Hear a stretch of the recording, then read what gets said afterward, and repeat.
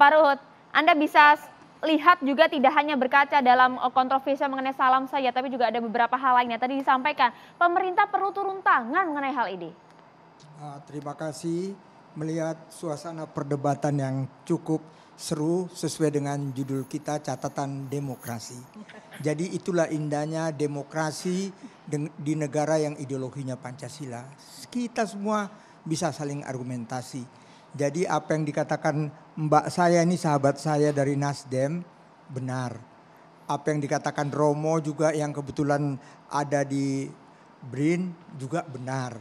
Tapi yang saya lihat ini BPIP juga benar. Kenapa saya katakan demikian? Ini sebenarnya sahabat-sahabat saya pembawa acara. Ini saya mohon maaf. Tadi kan yang kita perdebatkan apa yang disampaikan oleh adik kita dari Muhammadiyah. Ya, mengenai BRIN. Taunya tadi mbakku juga menyinggung mengenai BPIP. Kan itu. Jadi akhirnya perdebatan cukup seru. Karena judul kami lembaga negara kok bikin hura-hura. Lembaga negara tidak hanya BRIN tapi juga BPIP. Iya. Sebenarnya kalau bicara lembaga negara, kita harus berterima kasih kepada pemerintah. Semua lembaga negara itu baik, ya, BPIP juga BRIN, ya, itu semua baik. Begitu juga lembaga-lembaga yang lain. Termasuk BRIN ini, ya, kita kan tadi saya mengenai BRIN, ya, Dewan Pembinanya saja nggak main-main loh. Presiden Republik Indonesia yang kelima, Ibu Megawati Soekarno Putri, ya, kebetulan ketua umum saya di PDI Perjuangan. Ya, begitu juga lembaga-lembaga lainnya, tokoh-tokohnya. Tapi yang jadi masalah, dan kita bisa menerima apa yang dikatakan adik kita dari Muhammadiyah, itu benar, ya. Memang narasinya cukup gimana, ya, yang membuat mereka nggak bisa terima.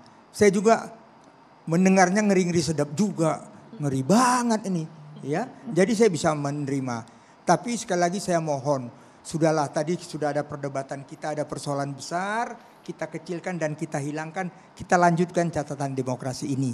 Dan saya lihat benar Indonesia negara hukum. Tadi Mbak Irma juga Mbak saya sudah sepakat, gerak daripada pemerintah dalam hal ini kepolisian sangat cepat. Sekarang yang bersangkutan mungkin ya selama ini, wah BRIN loh penelitinya bisa ngomong sembarangan. Tapi nyatanya kan tidak juga. Sekarang sudah ditahan. Jadi kita tunggulah. Kalau memang sudah diproses hukum, kita sabar. Percayakan kepada aparat penegak hukum. Bang Ruhut, menjawab pertanyaan Mbak Irma tadi, mengapa lembaga negara sekelas BRIN bisa kecolongan? Ada oknum semacam ini, intoleran di dalamnya. Iya, jujur saja kan itu ada tim yang menerima.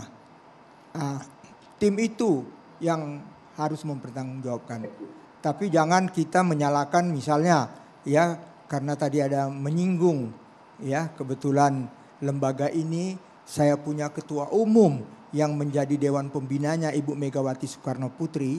Saya rasa beliau sudah sangat arif dan bijaksana memimpin BRIN ini bersama ketua umumnya. Walaupun tadi perdebatan yang seru, ketua umumnya, pimpinannya ya ada kesalahan ya.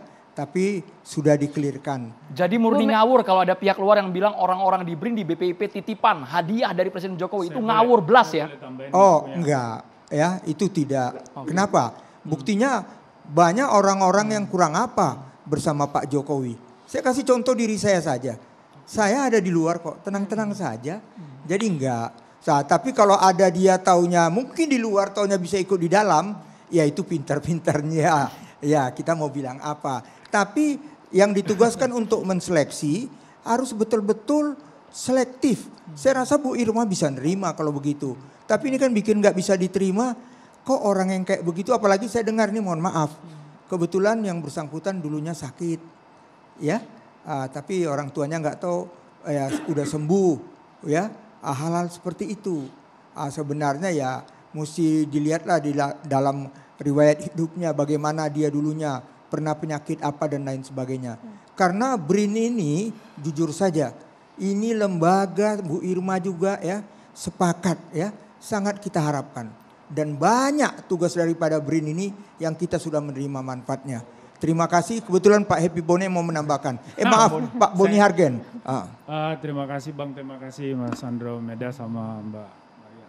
Mohon maaf terlambat tadi saya salah makan perut. Pertama begini, secara prinsipil memang di dalam etika jabatan publik. Silakan, sudah Bang. Di dalam etika jabatan publik, secara serentak melekat itu yang namanya wilayah privat dan wilayah publik. Maka ada tanggung jawab privat, ada tanggung jawab publik. Ada moral individu, ada moral sosial. Nah mungkin kelompok yang kecewa melihatnya dari perspektif kenapa seorang pegawai di dalam institusi negara tidak bisa menghadirkan gagasan di ruang publik secara bijak. Nah, lalu orang yang membela akan mengatakan itu kan wilayah personal dan dia bertindak sebagai manusia bebas, terlepas dari segala beban konsekuensial dari jabatannya di dalam sebuah institusi. Tetap saja ini akan menjadi perdebatan moral yang tidak ada ujungnya. Tetapi saya kira proses hukum itu yang membuat kepastian. Ya, saya sendiri tentu saja merasa ini biasa saja karena saya jumpai di banyak institusi negara juga sikap-sikap personal macam ini juga banyak, masih subur. Saya kan pernah Dewan Pengawas Kantor Berita Negara ya Bang ya, saya ngamatin sendiri juga banyak karyawan yang bukan saja secara personal tidak suka dengan presiden, tapi memang tidak suka terhadap partai nasionalis dan juga tidak suka dengan praksis demokrasi kita. Nah tetapi bagaimana kita mengendalikan sikap personal ini supaya tidak merusak ruang publik, di situ tugas penegakan hukum itu.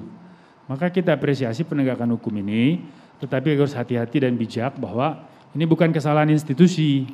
Jadi institusinya harus kita hormati dong, kita hargai karena bagaimanapun kita satu negara demokrasi yang maju hari ini di kawasan maupun secara global. Ya kita diakui sebagai negara berpenduduk Muslim terbesar yang demokrasinya kuat.